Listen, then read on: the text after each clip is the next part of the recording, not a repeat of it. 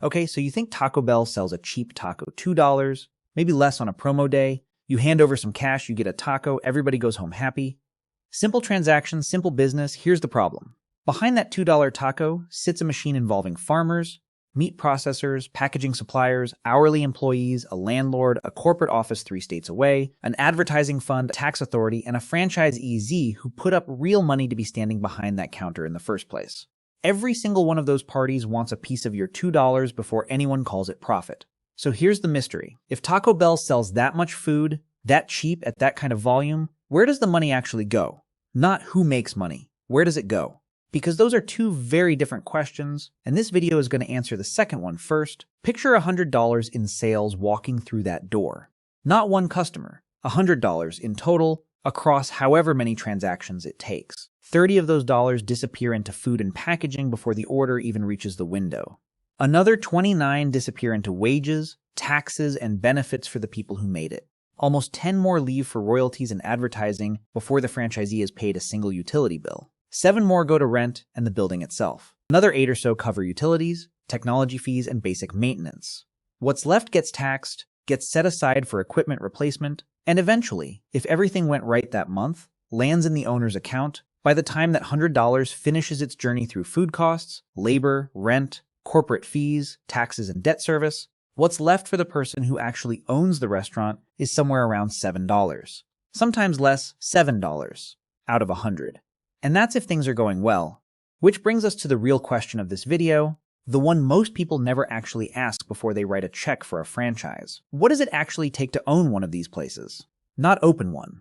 Own one, sign the lease, hire the crew, survive the first bad month, and still have something left over at the end of the year. Here's something that surprises almost everyone who looks into this seriously. You don't buy a Taco Bell. You license one. When you sign a franchise agreement with Yum Brands, you're not purchasing a building with a familiar logo on it. You're purchasing the right, for 25 years, with renewal terms if corporate feels like granting them, to operate someone else's system inside a box someone else designed, using recipes someone else owns, on a piece of real estate someone else has to approve. The building layout, the equipment specs, the approved suppliers, the hours you're open, the exact way a burrito gets folded, none of that is yours to decide. It's yours to execute. Corporate dictates the paint color on the walls. Corporate dictates the font on the menu board. Corporate dictates how many seconds a fry basket sits before it gets dumped. You are not designing a business. You are running someone else's business plan with your own money behind it. And here's the sentence that changes how you should think about this entire business. Revenue belongs to the restaurant. It does not belong to you. Every dollar that comes in through that register is already spoken for before it lands in your account. Food vendors, payroll, the landlord, the tax office, and corporate all have a contractual claim on it ahead of you. You're not an owner in the traditional sense. You're a highly capitalized operator, managing an asset inside somebody else's ecosystem. Hoping enough survives the trip to make the whole thing worth it, which raises the next uncomfortable question. Before you see a single dollar of that $7 residual, how much do you need to spend just to get in the building? Most people assume the franchise fee is the expensive part. It is not. The franchise fee runs between $25,000 and $45,000. That sounds like a lot until you realize it's roughly 1 to 2% of what you're actually about to spend. The total initial investment, according to corporate disclosure documents, ranges from around $575,000 for a minor remodel of an existing space, up to nearly $4 million for a ground-up build on prime real estate. Construction and site work alone can swallow close to half of that number. Kitchen equipment, signage, and interior build-out take another chunk. Walk-in freezers, fry stations, drive-through headsets, digital menu boards, none of it is optional, all of it is expensive. Then there's architectural fees, permitting, technology infrastructure, opening inventory, and a working capital reserve just to survive the first few months before the register catches up to the bills. Break it down piece by piece and the picture gets clearer. Building construction and site development alone can run between $525,000 and $1.8 million. Kitchen equipment, signage, and interior finish work adds another $200,000 to $400,000. Architectural fees and permitting can run $50,000 to $100,000 on their own before a single wall goes up. Real estate acquisition, if you're buying rather than leasing, can be the single largest number on the page. Anywhere from $100,000 for a modest secondary market lot to well over $1 million for a signalized corner in a dense suburb. And before any of that, you need to prove you can afford it. Corporate requires a minimum net worth of $1.5 million and at least $750,000 in liquid, unencumbered cash. Not net worth on paper. Cash you could hand over tomorrow, so the franchise fee was never the gate. The building was always the gate. Now here's where the math starts getting uncomfortable. A well-placed location can pull in between $1.6 and $2.1 million a year in sales. That's a genuinely large number. It sounds like the kind of number that makes someone rich. Watch what happens to it. Start with $2 million in annual revenue. Food and packaging take 30%, leaving $1.4 million. Labor takes another 29%, leaving around $820,000. Corporate royalties take 5.5% off the top, roughly $110,000. The National Advertising Fund takes another 4.25%, about $85,000 more. Rent and occupancy costs take roughly 7%, another $140,000. Utilities, maintenance, and technology fees take a further chunk, somewhere around $110,000. Debt service on the equipment and the build-out takes more still, another $130,000 or so. By the time every mandatory expense has taken its cut, that $2 million restaurant is producing somewhere around $100,000 in net owner distribution. Maybe less, depending on the year, depending on the weather, depending on whether a competitor opened a block away in March. A giant sales number just shrank into something you could earn as a mid-level manager somewhere else. Except here, you also put up $1 million of your own capital to earn it, and you carry every ounce of the risk that a mid-level manager never has to think about. Here's the part of this business that's actually kind of brilliant. Most restaurant concepts run food costs between 33 and 38% of sales. A well-run Taco Bell holds that number down around 28 to 31%. And it does it with ingredients that cost almost nothing to begin with. The trick isn't the ingredients, it's the repetition. Seasoned beef, beans, 2 kinds of tortillas, a cheese blend, sour cream, a handful of sauces, lettuce, tomato. That's most of the menu. Every item on the board is just a different arrangement of the same short list of inputs. Folded differently, layered differently, priced differently. A crunchy taco and a burrito supreme are, at the ingredient level, cousins. So are a quesadilla and a gordita. The kitchen isn't cooking dozens of dishes. It's assembling dozens of configurations from one small pantry. Fewer unique ingredients means faster inventory turnover, less spoilage, simpler storage, and enormous leverage when corporate negotiates national purchasing contracts. A cheap ingredient list isn't a weakness here, it's the entire engine. Store-level portion control, a scoop here, a squeeze there, a scale calibrated to the gram, keeps that engine consistent from one location to the next, whether you're in Ohio or Arizona, so food isn't where this business gets dangerous. Food is actually the one part of the model that works exactly as advertised. The real monster is sitting one line item down on the income statement. A fast food restaurant is a machine that converts employee hours into fulfilled orders. And labor is the one input in that machine that refuses to behave. Labor typically eats between 28 and 33% of gross sales. Wages, payroll taxes, workers' comp, training, and the management team running the building. And here's the trap embedded inside that number. It's the same problem in both directions. Understaff the lunch rush and your drive-through line backs up, customers bail before they order, and you lose sales you'll never get back. There is no way to recapture a car that left the line. Overstaff a dead Tuesday afternoon, and you're paying people to stand around while your margin evaporates in real time, one idle hour at a time. There's no version of this job where you get to set the schedule once and walk away. Every shift is a fresh bet on how many customers are going to show up, and you're paying for your guess whether you guessed right or not. Add in minimum wage increases that hit certain states and cities on a rolling basis. Add in turnover that can run well above 100% annually in this industry. Add in the training costs every time a new hire walks through the door only to quit 6 weeks later. And labor stops being a line item and starts being a full-time management problem that never sleeps. If you're finding this breakdown useful so far, this is a good moment to hit subscribe and drop a like. It genuinely helps get videos like this one in front of more people who are trying to actually understand what they'd be signing up for. A Taco Bell doesn't just need a good location. It needs a location that can justify what that location is going to cost. Prime sites want signalized corners, 25,000 vehicles a day passing by, easy curb access, and enough stacking room for a drive-through line that doesn't spill into the street. That kind of real estate is not cheap, and it's usually structured one of 2 ways. You finance the land and building yourself through a commercial loan, or you lease it long-term from a developer under a triple net lease, where you cover the base rent, plus taxes, insurance, and maintenance on top. The target is 6 to 8% of sales going to occupancy. On a $2.5 million location, that's an efficient number. Call it $140,000 a year, comfortably absorbed by a busy store. But rent doesn't recalculate itself downward the moment your sales do. Let that same location's revenue drop to $1.2 million because a competitor opens across the street or road construction kills your traffic for a season, and that same fixed rent payment suddenly represents nearly 12% of sales instead of 6%. The building didn't get more expensive. Your ability to pay for it just got worse. And that asymmetry, fixed cost, variable revenue, is the single most dangerous structural feature in this entire business. It's the fault line running underneath every location.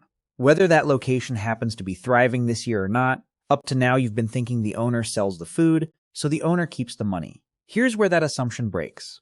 Every week, 5.5% of gross sales leaves the restaurant as a royalty payment to Yum Brands.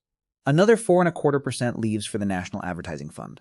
Add in technology and point-of-sale subscription fees, plus periodic mandatory equipment or interior upgrades corporate can require at any time, a new digital menu board here, a required kitchen refresh there, and you're looking at somewhere between $200,000 and $235,000 a year, leaving a $2 million location, before a single dollar goes toward food, wages, or rent. That's nearly 10% of every sale, gone, contractually, no negotiation, whether the month was good or the month was brutal. It doesn't matter if a hailstorm kept customers home for 2 weeks straight. It doesn't matter if your best shift manager just quit. The royalty percentage doesn't ask why sales were soft. It just takes its share of whatever came in. This is the part of the business most first-time franchisees underestimate. The franchisor gets paid off the top line. The franchisee absorbs the risk on the bottom line. Those are not the same position, and they were never designed to be. One side is guaranteed a percentage. The other side is guaranteed nothing at all. The menu board isn't just a list of food. It's a pricing instrument. Take fountain drinks. A large soda might sell for around $2.80, and the actual cost of the syrup, cup, lid, and ice is somewhere under 30 cents. That's an 85 to 90% margin on a product that requires almost no labor to serve. Nobody's cooking a soda. Every combo meal that converts an a la carte order into a drink-inside bundle is quietly one of the most profitable moves in the entire restaurant, and it happens dozens of times an hour without the customer ever thinking twice about it. Same logic applies to add-ons. Extra cheese, premium sauces, upgraded proteins, all of which take seconds of labor and deliver outsized margin. Combo pricing bundles items together so the customer stops mentally pricing each component separately. Nobody's doing the math on what the drink alone would have cost. Limited time offers create urgency and novelty using ingredients that are already sitting in the walk-in, so the new item on the menu often costs the kitchen almost nothing extra to produce.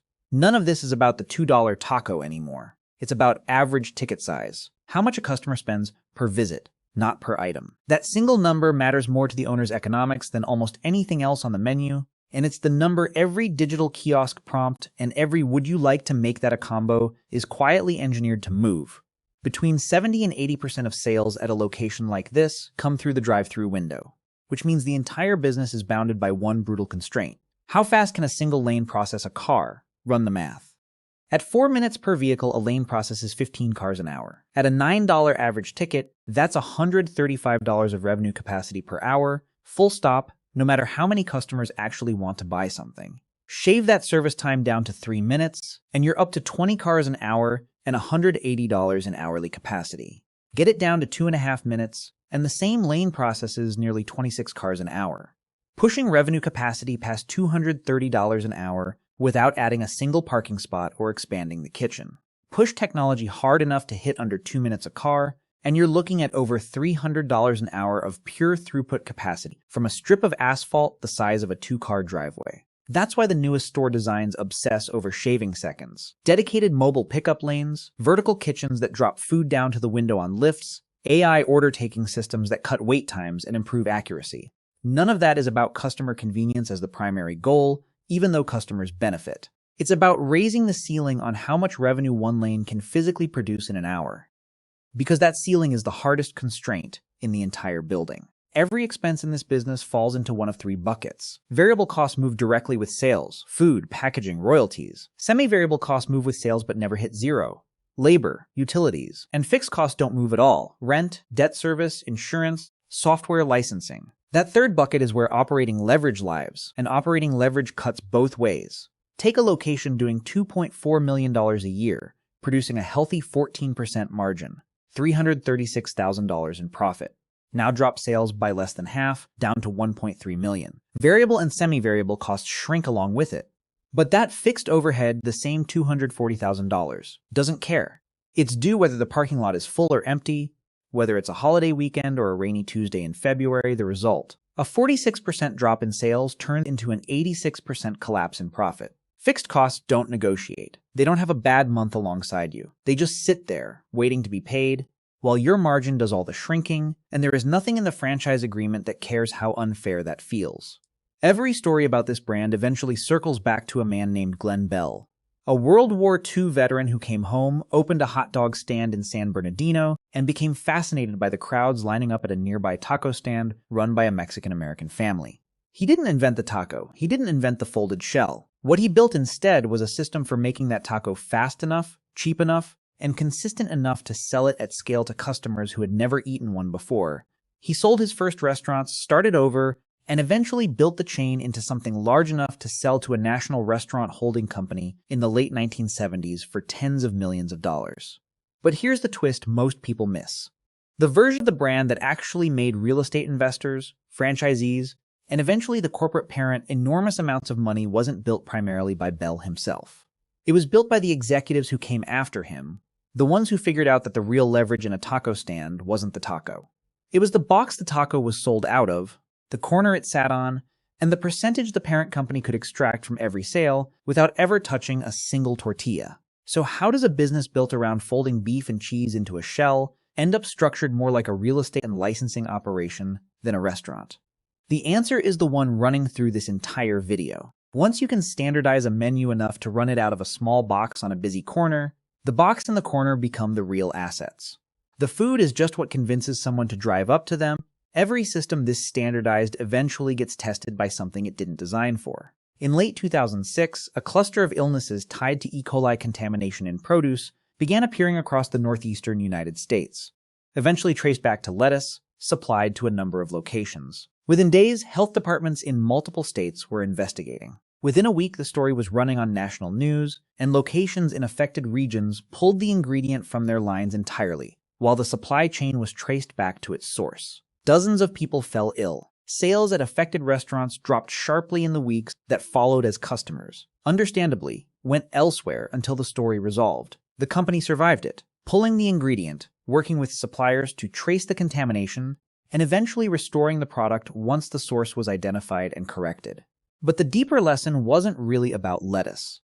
It was about what happens when a business built on a handful of centralized ingredients discovers that centralization is a double-edged sword. The same purchasing system that keeps food costs low and consistent across thousands of locations also means a single contaminated shipment can touch an enormous number of restaurants at once, all sharing the same supplier, all exposed to the same risk on the same day. Keep that in mind the next time a single supplier problem feels like someone else's issue, 3 states away, with nothing to do with the location you're thinking about buying.